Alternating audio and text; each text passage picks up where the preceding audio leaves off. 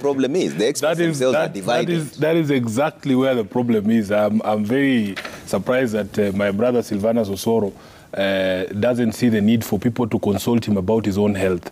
So I'll speak for myself because under the Constitution in Article 10, Trevor, the problem is that whenever any state organ makes or implements public policy decision, and this is a major public policy decision because the lifting of a ban that was imposed because of a certain reason, when it is being lifted, that is a matter that is under Article 10, that whenever you make such a public policy decision, you are bound by these principles and values of governance, amongst them participation of the people, or what we call public participation, patriotism, human rights, and sustainable development. Yeah. So, Mheshimiwa Osoro, the problem is that we as a country at some point decided that we were going to ban GMOs, and there was a basis for that ban.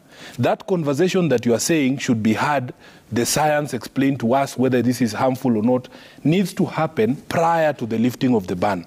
That is the only problem we have, so that we can have opportunity. Because at what point will you have that opportunity to listen to the science if the food is already here? And as we speak, Mheshimiwa Osoro, you know that there's already ships that are docking in Mombasa, and people don't even want to tell us whether that is organic maize or whether it is GMO. So the problem is that this decision, because it affects all of us, there should be a conversation, there should be public participation. Let the expert explain this thing to us.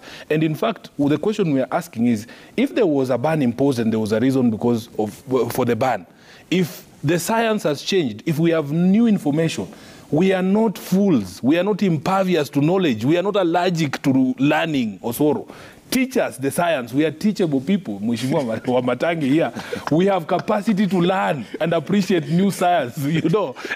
So you don't just assume that because Sifuna is not a scientist, if you explain to him how a chicken and an egg, which one comes first, he will not understand. I mean, please show us some respect. Number two, Trevor, that respect that we expect from public servants is not something that we have just come up with. It is under our Constitution in Chapter 6. It requires that, you see, these public offices that we occupy, you exercise the powers of that office in a manner that demonstrates respect for the people. We sat here when we were doing the vetting of these cabinet secretaries, and we told you that some of these people do not have the wherewithal to be cabinet secretaries. And in fact, if you look at the minority report that was written by the minority side in the National Assembly, we singled out this current CS that people are talking about impeaching, Mheshimiwa Moses Kuria, because we know who he is. He should exercise the powers of his office in a manner that demonstrates respect for the people. You cannot stand up and say, oh, you know, in Kenya there are 1,000 ways to die. Let's add one more way to die. You are going to die anyway. Something is good to kill a man, as we say here in Nairobi.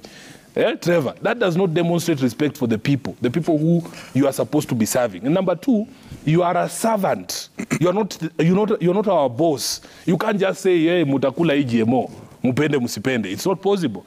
So I am happy that the governors have added their voice to this. So the governors have spoken, the members of parliament have spoken, both in the National Assembly, in the Senate, the church has spoken, everybody has spoken, the farmers have spoken.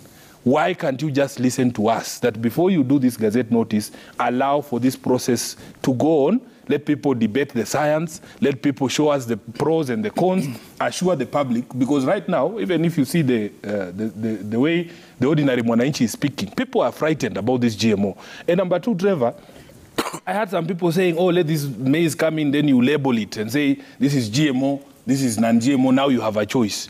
It is a false choice for somebody who has not eaten. You cannot tell somebody who has not eaten that this is GMO is 20 shillings and this one is non-GMO is 250. Now you have a choice. It is a false choice. The person in that particular situation does not have a choice that we are presenting. So let us have the conversation. Okay. Let there be respect. As a Catholic, I suspect Wamatangi is Catholic as well. He has the demeanor of a Catholic.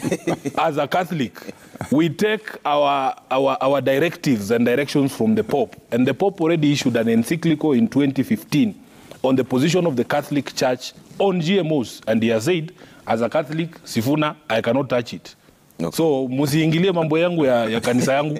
Okay. Yeah.